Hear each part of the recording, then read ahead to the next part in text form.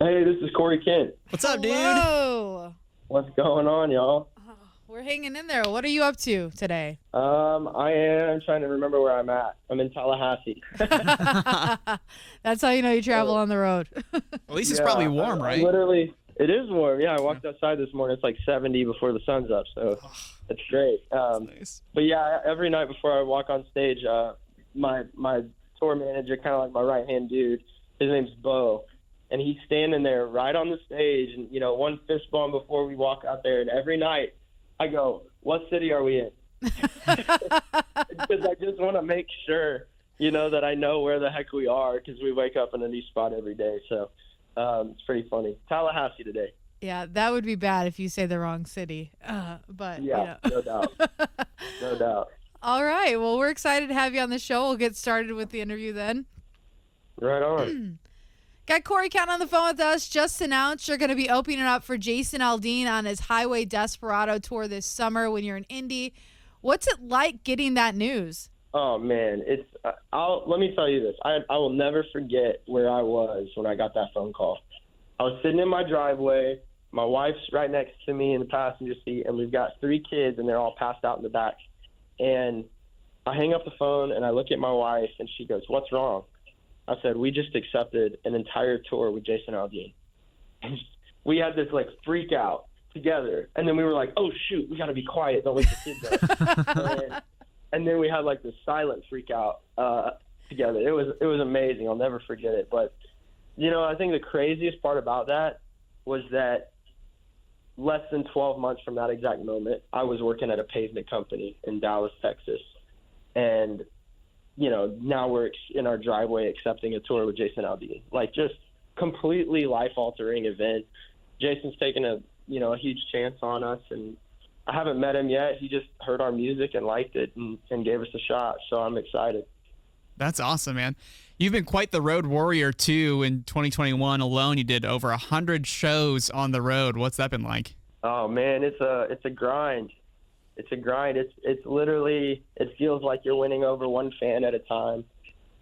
It's maybe not the quickest way to build it, but I do think it's the long-term approach to building a real fan base. And so we see a lot of worth in that. And at the end of the day, I started playing music because I loved playing live music. I didn't love recording music. I didn't love doing social media. I loved playing live music.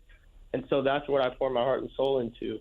And that's why we play so much. And, it's just what we love. Is it better playing the live show than pouring the pavement? Slightly. And just disclaimer, if you're ever driving through Dallas, Texas, and you're listening to this radio show right now, I apologize in advance. I'm a lot better at writing songs than I am paving roads. So. You mentioned your 3 little ones you have at home. Does the family ever join you on the road? Yeah, they do. We're kind of, like you said, in 21, we're playing 100-plus shows, 22, even more than that. 23, I think we're going to beat 22. So we're playing a lot, and most of those have been van and trailer. So not super conducive for 3 kids and a wife to hop in your van and trailer with you. But we do pick a handful of shows, and it's becoming more, as we have more means to be able to travel with the family, we are using that more often, buying my wife flights here and there to the shows that are really fun, and then bringing the kids to the regional stuff. Our kids aren't old enough to be in school full time yet, and we're trying to take advantage of that while we can, to just be able to travel together and see the world. And my oldest girl, she just turned 5 this week, but in her first 18 months of life, she'd been to 20 states with us. Wow. Because we were just like, you know what? You're coming into our life, not the other way around. You're gonna travel with us. And so, they kind of grew up nomadic, by nature. I like that, though. And when you were a kid, you were already performing. First public performance at age 11. When I was 11, I was playing too much PlayStation. Dude, I mean, it wasn't out of ambition, I'll tell you that. It was out of there was a Hall of Famer in the Western swing world that, saw that I had a little bit of talent and was like, hey, do you want to make some money doing this? And I was like, I didn't know you could make money playing music. And he kind of taught me the ropes, and we got to open up and go on tour with the Oak Ridge Boys and Roy Clark and some legends, and play at the Kennedy Center all before I got my driver's license. Dang. So it was an amazing experience. There were other kids playing competitive basketball, and I was traveling the country playing music. So and then still wrestling and playing football when I got back home, but it took a lot of time away from that kind of stuff. So it was a sacrifice, but it gave me my 10,000 stage hours by the time I was launching for college. Wow.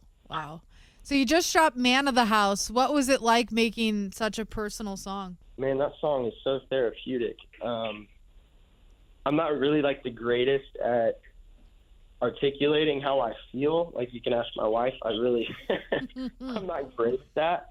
But this song just flowed out, and it was like all the things that I felt growing up.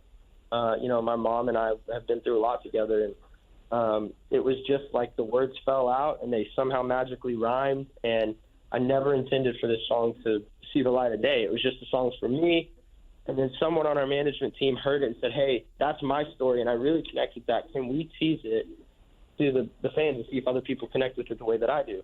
I was like, sure, go for it. They do it, and it blows up. And we were not asking for people's responses to it. We just put it out, and then the comments were, I feel the same exact way. I've never been able to put it into words.